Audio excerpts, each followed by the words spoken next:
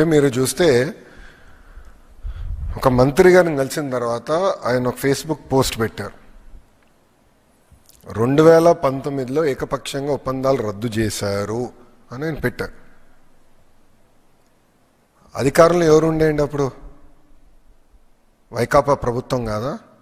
ఆయన తెలియదా ఇట్లా ఒప్పందాలు రద్దు చేస్తే ఇబ్బంది పడతామని?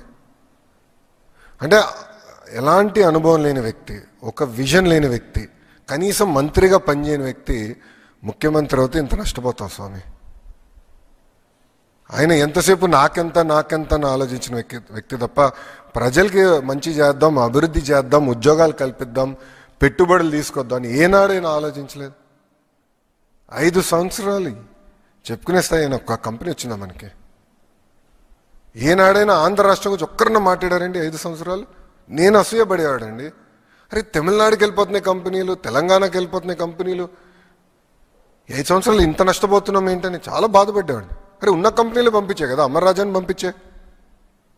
ఇట్లనే హెరిటేజ్ని కూడా ఇబ్బంది పెడితే వాళ్ళు వెళ్ళి పక్క రాష్ట్రంలో పెట్టుబడి పెట్టారు 5 సంవత్సరాల్లో. ఇక్కడ చేయనిట్లేదు. కంపెనీలు రాష్ట్రం కోసం ఆగవండి, వెళ్ళిపోతాయి.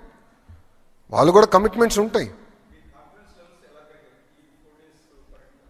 చంద్రబాబు నాయుడు గారు వెళ్ళి చాలా స్పష్టంగా మేము మీతో ఉన్నాం, అయిపోయింది, కలిసికట్టుగా పనిచేద్దాం, ఒక అద్భుతమైన రోడ్ మ్యాప్ ఏర్పాటు చేసుకుందాం, ఫ్రేమ్వర్క్ పెట్టుకుందాం, ఆ ఫ్రేమ్వర్క్కి కొంచెం చట్టబద్ధత కూడా కల్పిద్దాం, కలిసికట్టుగా పనిచేద్దాం, మళ్ళీ ఆగిపోయిన అభివృద్ధిని ముందరికి తీసుకెళ్దాం అని చాలా స్పష్టంగా డిస్కస్ చేశారు.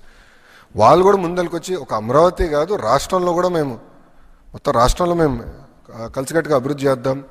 వేరే ప్రాజెక్ట్స్ అంటే ఇప్పుడు మీకు స్పెషల్ ఎకనామిక్ జోన్స్ కానివ్వండి, పోర్ట్స్ కానివ్వండి, ఇవన్నిట్లో కలిసికట్టుగా చేద్దామని వాళ్ళు ముందరికి వచ్చారు.